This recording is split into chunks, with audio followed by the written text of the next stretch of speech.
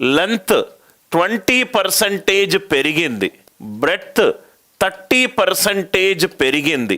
Area ఎంత పెరుగుతుంది? Area ఎంత పెరుగుతుంది? మీరు రైట్ మామూలు మెథడ్ అయితే 50%. మీరు ఒక్కొక్క దానికి మీకు దాంట్లో ఉన్న వేరియేషన్లు తెలియదు కాబట్టి మీకు తెలుసుకున్న మెథడే కరెక్ట్ అని అనుకుంటారు.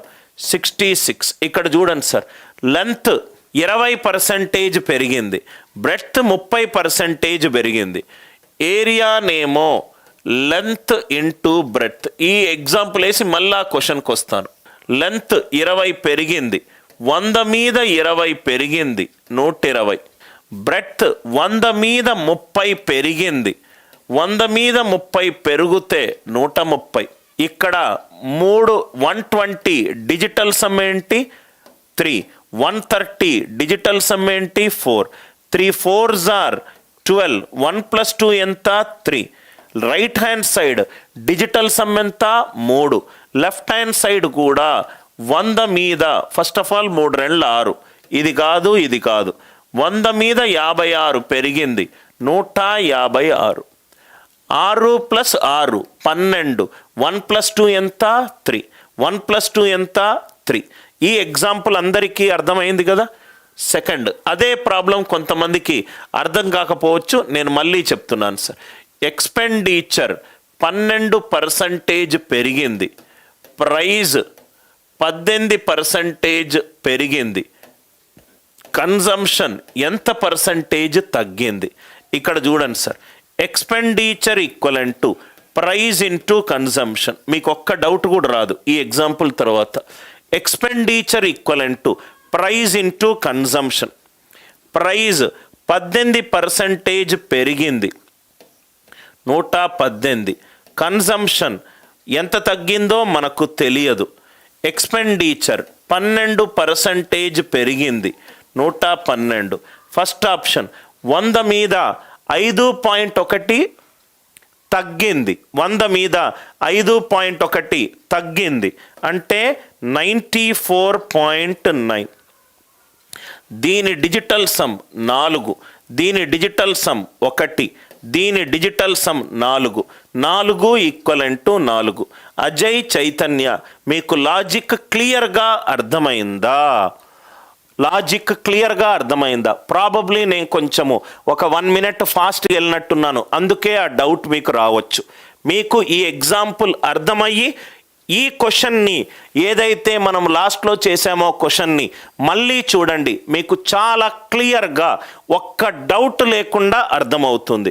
100 మీద 12 పెరిగింది, 112. రైట్, 100 మీద 18 పెరిగింది, 118. ఫస్ట్ ఆప్షన్ తీసుకున్నాను. 100 మీద 5.1 తగ్గింది.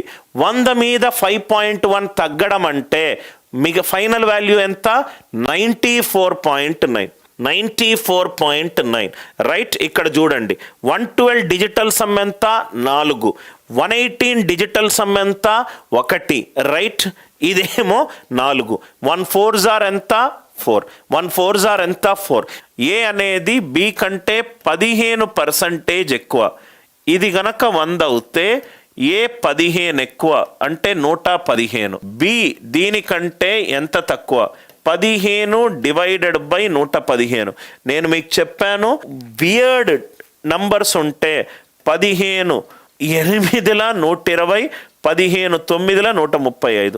1/8 to 9 మధ్యలో ఉండాలి అంటే 11.11, 12.5. ఏమన్నాడు? 15 15 ఏళ్ల 105, 15 8ల. ఆన్సర్ 1/7 to 8 మధ్యలో ఉండాలి. లాజిక్ అర్థమైందా సార్? 1/7 to 8. ఇదేమో 14%, ఇదేమో 12.5%.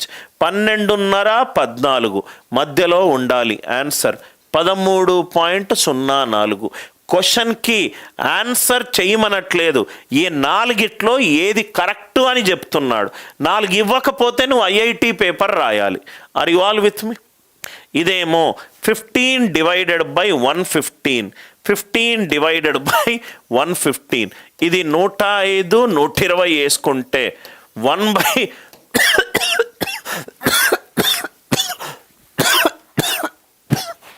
1/7 to 8.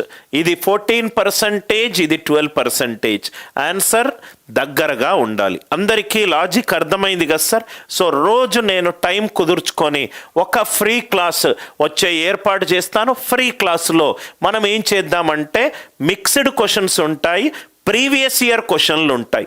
అంటే టాపిక్ వైజ్ నేను పెయిడ్ బ్యాచ్లో చెప్తాను, కొన్ని ప్రీవియస్ ఇయర్ క్వశ్చన్స్, అది ఏపీపీఎస్సి డిఏఓ పేపర్ కావచ్చు, ఎస్ఎస్సి పేపర్ కావచ్చు, ఎస్ఐ కానిస్టేబుల్ పేపర్ కావచ్చు, అది తీసుకొని అనిల్ నాయర్ సార్ అయితే ఈ క్వశ్చన్లను ఎలా సాల్వ్ చేస్తాడు అనే ఒక సెషన్ తీసుకుంటాను. So that non enrolled students కూడా మీకు ఇది ఉపయోగపడుతుంది. Are you all with me? ఇది కూడా చూద్దాం. నంబర్ అనేది 18% పెరిగింది. 118 పెరిగింది. 118 నుంచి 100కి వెళ్ళాలి అని అంటే 18 తగ్గించాలి 118లో. So 18 divided by 18, 6 are 108, 18 7s are 126, 1/6 to 7. Answer 14%, 16%, 16.66, 14.28 మధ్యలో ఉంటుంది. ఏది ఉంది చూడండి సార్, 16.66కి 14.28కి మధ్యలో ఉన్న వాల్యూ. ఇదేమో పెద్దది పెద్దది పెద్దది. అందరికీ అర్థమైందా సార్? అంటే మీరు ఈ పాటికి రైట్ మీకు అర్థం చేసుకొని ఉండాలి. క్వశ్చన్ పేపర్ ఇచ్చిన వాడు కూడా, క్వశ్చన్ పేపర్ ఇచ్చినోడు సరిగ్గా ఆలోచించి పేపర్ డెవలప్ చేయట్లేదు సార్. రైట్ ఆన్సర్ రాసి అటు ఇటు తిప్పుతున్నాడు. 18 డివైడెడ్ బై 118, 18 6ల 108, 18 7ల 126, 1/6 to 7 మధ్యలో ఉండాలి. 1/6 అంటే 16.66, 1/7 అంటే 14.28, 16.66, 14.28 మధ్యలో ఉండాలి.